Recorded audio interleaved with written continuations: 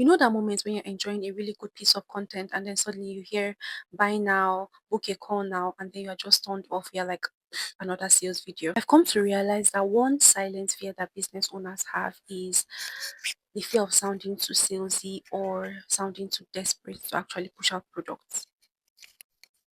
I want to share subtle CTAs that you can use as a business owner that doesn't come off too salesy. Welcome to day 9 of learning storytelling for business and sales. Today, the content that perform better is not the one that forces you to take action, it's the one that invites you naturally to take action. So here are some CTAs that you can consider. First is value extension CTA. This is when your call to action feels like extra help and not a demand. For example, I've created a simple checklist to help you manage this, so let me know if you need. This works because it continues to share value even when the end goal is for you to sell. Second is like a CTA that comes in form of a conversation. This one would first invite your audience to share their thoughts. For example, have you ever experienced this before? Do you know how to do this and this? The process of having a conversation with them, you then introduce your product to make it flow naturally and feel like, oh, I'm connecting to you first before I'm actually selling something to you. Last one is CTAs that are based on context. For example, I'm doing something maybe on skincare and I'm talking to people that have acne.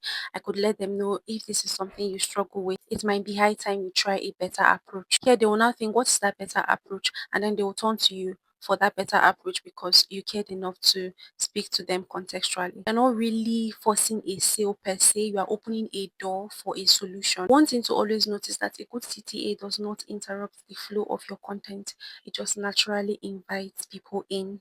If you found this helpful, make sure you follow for more. See you guys in my next video. Bye.